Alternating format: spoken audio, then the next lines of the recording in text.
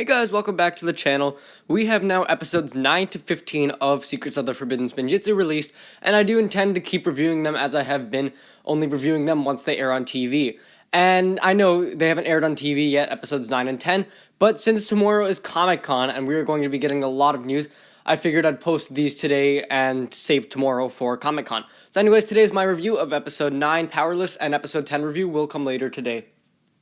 So this episode starts out with the scene where the pirate snakes are coming towards the police commissioner and the police, and they try to arrest them, but obviously things aren't going well. Luckily, the ninja come in and manage to save the day. But without power, Kai feels insignificant, so he decides to stay back while the rest of the ninja go to the museum to stop the pirate snakes. The kid from episode 8 who was wearing Kai's gi comes about and pretty much scolds Kai for not going to the Museum of History, so the kid who is named Jake decides to go himself. Anyways, the pirate snakes arrive at the Museum of History, and Aspira reawakens this idiot, who is actually a pretty funny character. And yeah, this is Char, her right-hand man. So the rest of the ninja come and find the scroll before the snakes do, and Lloyd holds it for a bit, but then the snakes come and a big battle breaks out, and at the end of the day, Aspira gets the scroll, and the ninja are defeated. But luckily, when things seem lost and the ninja are about to be destroyed, Kai and the kid show up, and they manage to save the day by using a fire sprinkler system. So first of all, talking about the things I liked in this episode, I think it's definitely worth mentioning that Season 11 has amazing fight scenes. And ever since Season 8, I feel like the fight scenes have just been amazing. And yeah, I mean, I do think that the fight scene at the beginning with the ninja and the pirate snakes was really, really cool. Also, as I mentioned earlier, my first impression of Char was, oh my god, this guy's terrible. But after actually watching the episodes, he's actually a pretty funny comic relief character, and I do like him so far. I think this is about the first scene of Season 11 that I actually have found funny, when Aspira says that they didn't come to find him, so I actually did find that funny. So then, on top of that, I love the fight scene at the museum. They're just very dynamic, the animation was great, lots of moving parts, and a lot of stuff going on, but it worked really well. And it was great. It was also nice to see the Museum of History back again. So yeah, that hasn't been there since Season 7, I believe. But anyways, talking about Kai and what role he played, this episode is pretty much his focus episode. But I do think that old Kai is starting to return, and Season 11 is really starting that, especially with this episode. I love the reference back to episode 35 when Lloyd says, if you change your mind, you know where we'll be.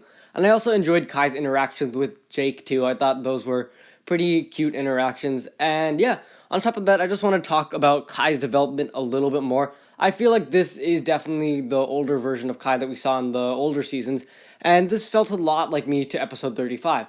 Similar situations in which Kai is feeling down about something that happened, and Lloyd tries to convince him to look up and to change, but Kai refuses, but then comes around later. So I feel like that was great, a nice callback to the earlier seasons, and Season 4 mainly too. So I did like Kai's development in this episode, although there was one main issue I guess that I did have with it. If I had to pick out any things that were necessarily wrong with this episode, I guess that Kai's entire story felt a little bit forced to me. Didn't exactly feel like it was natural, really. So I guess that's all that I really have to say for this episode. Other than that, I felt like this episode was a pretty strong episode, so this section is actually going to be pretty short. In every Season 11 episode past, I had to skip the emotion section, seeing as those episodes really were not balanced in any way. It would just be the ninja running around, doing stuff related to action, and those episodes did not feel balanced.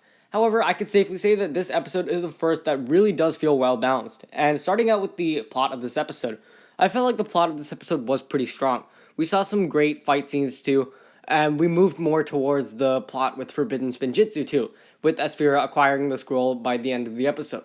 And then also the characters in this episode, as already mentioned, I feel like Kai did stand out to me in a way. I feel like they are bringing parts of old Kai back in this season, and March of the Oni definitely was the start of it, but this season is really helping to build onto that. There's still some way to go before all of old Kai's returned, but I feel like they're making good progress towards bringing him back. And now the action of this episode. As already mentioned, I think we saw two amazing fights in this episode, and the museum fight was honestly one of the best out there. There were many moving parts, but yet the fight felt complete. It felt like it was very fun to watch, very engaging too, and I think they did a great job with that. And then lastly, emotion too. Kai's story did feel a bit forced, and that's probably the only thing that I had to say was a bad thing about this episode, but I do feel like Kai's development was convincing too. And I liked how Kai did feel kind of insignificant. So I thought that overall it was done really well, and this was a very nicely balanced episode. My final score for this episode would be a 9 out of 10. I felt like this was a very strong episode, And this is definitely where season 11 really is starting to come together. The 8 episodes past did not feel complete. They felt like parts were missing, and they just didn't feel good, honestly. Especially episodes 8 and the first two. Those were just pretty terrible episodes. But this episode is great because it's finally balanced. We're not just seeing Ninja running around, or Wu yelling at them, or filler. This was actually moving towards the plot while also providing some great character moments. So all in all, well done, and the next episodes are only going to get better. Thanks for watching this episode review. If you guys enjoyed, be sure to leave a like, subscribe, share with anyone and everyone you know, and let me know what you thought of episode 9, Powerless. Once again, thanks for watching, and I will see you next time.